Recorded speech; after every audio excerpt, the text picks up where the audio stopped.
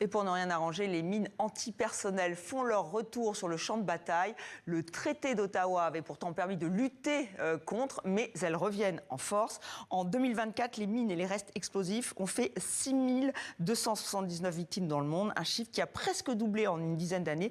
Handicap International se mobilise. Bonsoir Annéry. Bonsoir. Merci d'être avec nous. Vous êtes directrice du plaidoyer et des relations institutionnelles.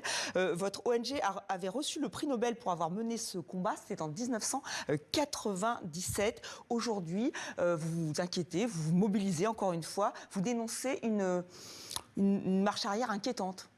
C'est une marche arrière absolue, un recul inédit. On voit des décennies de progrès qui sont remis en cause par ce retour des mines antipersonnelles, avec une utilisation intensive dans le conflit ukrainien, mais aussi avec 5 États européens qui se retirent du traité d'interdiction des mines antipersonnelles. Mais des pays qui sont proches de cette guerre en Ukraine, puisqu'on parle de la Pologne, des pays baltes, la Finlande. Est-ce que vous y voyez un lien de cause à effet?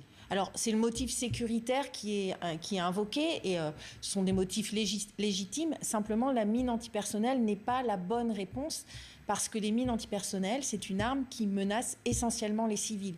90% des victimes en 2024 étaient des civils. Et on le voit, c'est une arme qui menace, qui contamine les sols des décennies encore après les conflits. Donc la mine antipersonnelle, c'est la première menace contre les populations civiles. Et nous sommes toujours avec Annéry, donc de Handicap International. Le Cambodge qui a durement souffert. Vous évoquiez l'Ukraine, la Syrie aussi.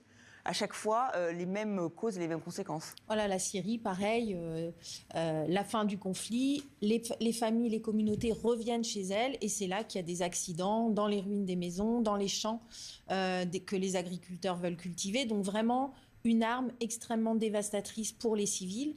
Et aujourd'hui, nous avons voulu mobiliser. On ne peut pas baisser les bras. Il y a 30 ans, le prix Nobel a été attribué au traité d'interdiction, à l'interdiction des mines. Donc nous avons voulu lancer une campagne très forte symboliquement. Et vous avez apporté justement, voilà. alors vous allez nous expliquer comment vous comptez sensibiliser, mobiliser les dirigeants européens en première ligne. En première ligne, mais pas que. Donc nous avons façonné une réplique agrandie du prix Nobel et nous l'avons fragmenté pour symboliser justement le traité, l'interdiction des mines qui se fragilisent. Et nous allons envoyer ces fragments à une trentaine de chefs d'État, les 5 pays qui se retirent du traité, bien entendu, mais aussi les pays qui utilisent des mines et aussi les autres États partis au traité. Alors, est-ce que vous pouvez nous le montrer? Oui, voilà, le rédacteur en chef nous demande, effectivement, on ne le voit pas très bien, et voilà, c'est un fragment. Voilà, c'est un fragment, donc un fragment de la médaille du prix Nobel, voilà, c'est un fragment que nous allons envoyer, et c'est un message politique fort. Nous demandons à tous les États partis de poser des gestes politiques forts pour restaurer l'intégrité du prix Nobel, restaurer l'intégrité de l'interdiction des mines, en encourageant les pays qui se retirent à revenir dans le traité et en condamnant toute utilisation des mines antipersonnelles. Voilà, ce traité d'Ottawa, effectivement, 161 États signataires.